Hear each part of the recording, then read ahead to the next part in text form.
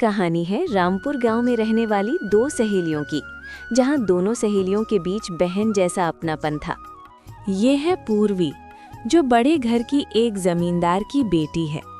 इसका स्वभाव बहुत अच्छा है। पूर्वी को अपने अमीर होने का बिल्कुल भी घमंड नहीं था। ये है जानवी, जो एक गरीब किसान की बेटी है, जिसका मन और दिल बहुत साफ है। दोनों सहेलियां एक ही कॉलेज में पढ़ाई करते थे और हमेशा साथ में ही कॉलेज आना जाना करते थे।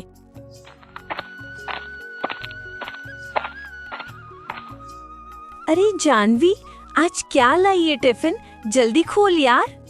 तुझे तो पता है पूर्वी, मेरे यहाँ रोज टिफिन के लिए रोटी और आलू की सब्जी ही बनता है। अरे वाह, तेरी मम्मी कितना स्वादिष्ट सब्जी बनाते हैं यार। ला तू अपना टिफिन मुझे दे, मुझे तो नाम सुनकर ही मुंह में पानी आ रहा है। यार पूर्वी, तू रोज रोज मेरे टिफिन का आलू और रोटी क्यों खाती है? नॉर्मली क्यों खाती हूँ का क्या मतलब है? मुझे बहुत पसंद है तेरे घर का आलू रोटी। ले, तू मेरा टिफिन खा ले। अच्छा, क्या लाई है आज तू? मुझे पता नहीं यार, तू खुद खोल कर देखे। अरे वाह, पाव भाजी। आना पूर्वी, दोनों मिलके खाते हैं यो। अरे नहीं यार, तू ही खा। मैं तो ये खा खा कर बोर हो गई हूँ। मैं तो तेरा ही टिफिन खाऊंगी। पूर्वी जानबूझकर रोज जानवी के टिफिन का ही खाना खाती थी और अपना टिफिन जानवी को दे देती थी, ताकि जानवी भी अच्छा अच्छा खाना खा पाए। फिर एक दिन जानवी ने पूर्वी से कहा, पूर्वी सुनना, कल मैं कॉलेज नहीं आ पाऊंगी। अरे पर क्यों यार? तेरे बिना कॉलेज में मेरा मन नहीं लगता है। पर क्यों नहीं आ रही है कल? कुछ हुआ है क्या? कल मुझे पापा के साथ मौसी के यहाँ जाना है, कुछ जरूरी काम से। अच्छा, कहीं कोई तुझे देखने रिश्ते वाले तो नहीं आ रहे हैं? हट पगली, ऐसा कुछ नहीं है। वो मौसा जी का थोड़ा तबीयत खराब है, इसलिए जाना है। अच्छा, परसों तक तो आ जाएगी माँ? हाँ, मैं कल शाम तक ही आ जाऊंगी, तू चिंता मत कर। अच्छा, तो मैं कल शाम को कॉलेज से सीधा तेरे घर आऊंगी तुझसे मिलने। हम बाहर कुछ खाने चलेंगे। पूर्वी को पैसे की कोई कमी नहीं थी और उसे इस बात का बिल्कुल भी घमंड नहीं था। और जानवी को पूर्वी की यही आदत बहुत अच्छी लगती थी। पूर्वी पढ़ाई में ठीक ठाक थी, जबकि जानवी पढ़ाई में बहुत होशियार थी। इसलिए परीक्षाओं के दिनों में पूर्वी हमेशा जानवी की मदद लेती थी और जानवी पूरे मन से पूर्वी की पढ़ाई में मदद किया करती थी। शाम को पूर्वी जानवी के घर जा है। जानवी, ओ जानवी, कहाँ है? देख, मैं आ गई। अरे पूर्वी, तुम कैसी हो बेटी? पढ़ाई कैसे चल रहा है? नमस्ते अंकल, मैं ठीक हूँ। पढ़ाई भी अच्छी चल रही है। आप कैसे हो? मैं ठीक हूँ बेटी। अच्छा अंकल, वो जानवी कहाँ है? तभी जानवी पूर्वी की आवाज सुनकर सामने आती है। ले आ गई। मैं वो थोड़ा काम कर रही थी। पापा, मैं वो थोड़ी देर में बाहर से आती हूँ। ठीक है, पर ज्यादा देर मत करना, समय पे घर आ जाना। ठीक है पापा, समय से आ जाऊंगी। पूर्वी अपने कार में बैठाकर जानवी को पानी पूरी खिलाने लेकर गई। दोनों मन भर के गोलगप्पे खा रहे थे। गोलगप्पे खाने के बाद दोनों बहुत देर से बातें कर रहे थे। बात करते करते दोनों को समय का पता नहीं चला।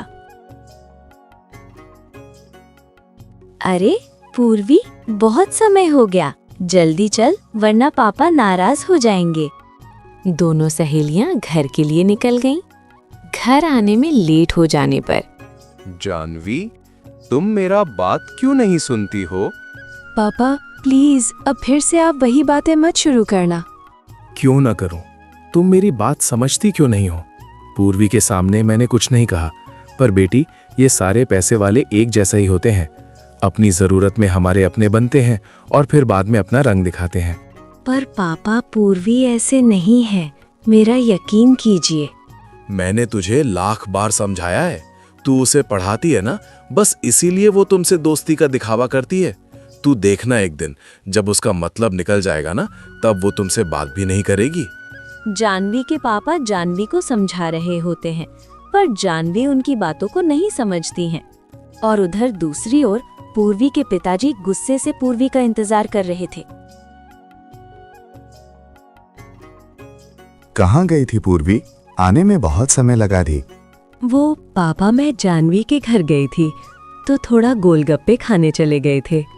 अरे तुम मुझे ये हमारे यहाँ काम करने वाले को किसी को भी बोल देती, यहीं घर पर मंगा लेते तेरे लिए गोलगप्पे। पर पापा, गोलगप्पे तो ठेले के सामने खड़े होकर ही खाने में मजा आता है।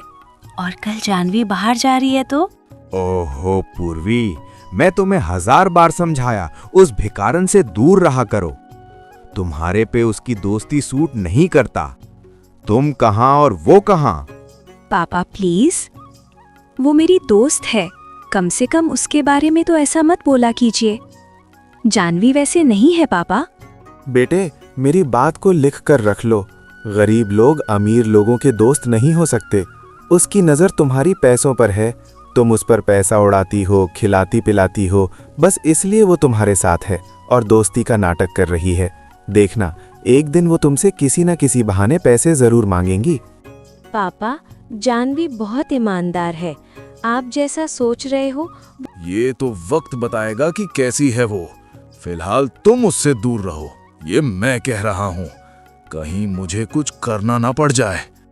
पूर्वी उदास होकर वहां से चली जाती है और पूर्वी के पिताजी भी वहां से चले जाते हैं। बाहर जानवी दोनों की बातें सुन रही होती है। असल में जानवी पूर्वी को उसकी बैग वापस करने आई थी। वो जानवी के यहाँ अपना बैग भूल आई थी। जानवी उनकी बात को सुनकर उदास हो गई और वहां से घर के लिए वापस चले गई। लेकिन इस बारे में जानवी ने पूर्वी से कभी जिक्र नहीं की और ना ही दोनों की दोस्ती में कोई फर्क आया। दिन बीतता गया। इसी तरह दोनों का आखिरी साल भी पूरा हो गया है। कॉलेज के आखिरी दिन पूर्वी पूरे कॉलेज में जानवी को ढूंढ रही थी, लेकिन जानवी का कहीं अता पता नहीं था। जानवी अस्पताल में अपने पिता का इलाज कराने आई थी।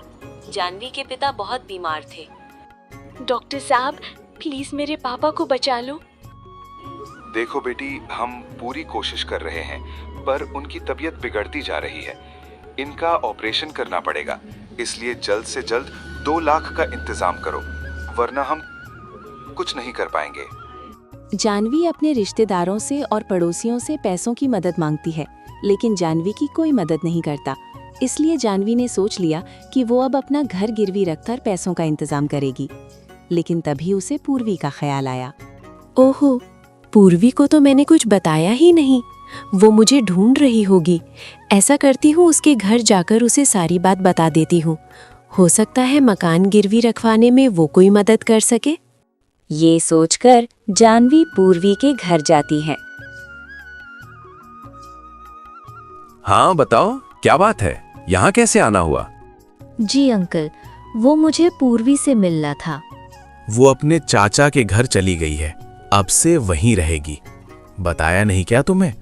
अब वो तुमसे कोई मतलब नहीं रखना चाहती, इसलिए अब उससे मिलने और ढूंढने की कोशिश मत करो, समझी तुम? ये बात सुनकर जानवी को बहुत बड़ा झटका लगा।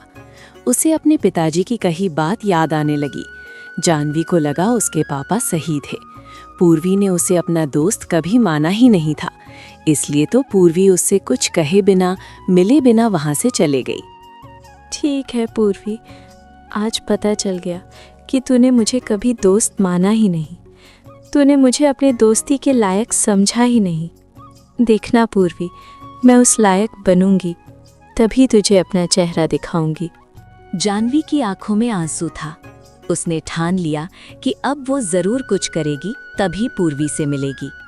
कुछ दिनों बाद जानवी के पिता ठीक होकर घर लौटे।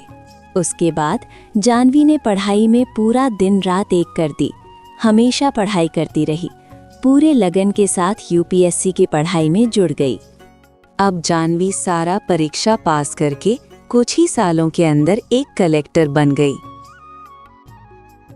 जय हिंद मैम। जय हिंद रोशन, कैसे हैं आप? मैं अच्छा हूँ मैम। अच्छा बताइए, आप हमसे मिलना चाहते थे? जी मैम, वो कल आप मेरे टिफ़िन का पाव भाजी खाए थे, वो आपको अच्छा लगा था ना, इसीलिए आज रात मैंने अपने घर पे एक डिनर फिक्स किया है। अगर आप मेरे घर आओगे तो मेरी पत्नी को भी अच्छा लगेगा। हाँ, क्यों नहीं। आज की रात आपके यहाँ डिनर फिक्स है। थैंक यू मैम, हम शाम में आपका इंतज़ार करेंगे। जानवी अपने कार में बैठकर आईपीएस रोशन के घर जाती है। मैम मिलिए, ये है मेरी पत्नी पूर्वी। पूरे 6 साल बाद दोनों एक दूसरे के सामने खड़े थे। दोनों एक दूसरे को सामने देखकर हैरान थे। तभी जानवी बोली, सॉरी रोशन, मैं चलती हूँ, मुझे कुछ ज़रूरी काम याद आ गया। अभी मैं चलती हूँ, कभी और डिनर साथ में करेंगे। जानवी अपनी गाड़ी में बैठकर वहां से वापस चले जाती हैं। जानवी के जाने पर पूर्वी दरवाजे पर खड़ी रो रही होती है। इस बात को कई दिन बीत गए। एक दिन शहर में दंगे फसाद हो रहे थे। तभी एक आदमी ने रोशन पर हमला कर दिया। रोशन वहां माहौल को शांत करने खड़ा था। रोशन को तुरंत अस्पताल ले गया और इत्तेफाक से रोशन वहीं अस्पताल में था जहां कुछ साल पहले जानवी के पिताजी भर्ती थे। रोशन के घायल होने की खबर सुनकर पूर्वी अस्पताल में पहुंची। डॉक्टर साहब, प्लीज मेरे पति को बचा लीजिए। मैंने आपको कहीं तो देखा है। आप वही हो ना जो कुछ साल पहले अपनी सहेली की मदद की थी? अरे हाँ, पूर्वी, यही नाम है ना आपका? जी डॉक्टर, पर आपने वो बात किसी को बताई तो नहीं ना? नहीं, पर उसके हालात बहुत खराब थे। उसके हाथ में पैसे नहीं थे, घर बेचने की हालत में थे। मैंने नहीं बताया कि ऑपरेशन के लिए सारा पैसा आपने दिए थे। असल में वो पैसे मेरे पापा के थे। मेरे पापा की शर्तों की वजह से मैंने अपनी प्यारी दोस्त खो दी और अब मैं अपना पति नहीं खोना चाहती। प्लीज़ डॉक्टर साहब, मेरे पति को बचा लीजिए, मैं उसे खोना नहीं चाहती। उसकी सारी बातें दूर खड़ी जानवी सब सुन रही होती है। जानवी पूर्वी के पास आती है। तेरे साथ भगवान कभी गलत नहीं कर सकता यार, क्योंकि हमेशा से तुम सही थी, मैं ही तुझे गलत समझ रही थी।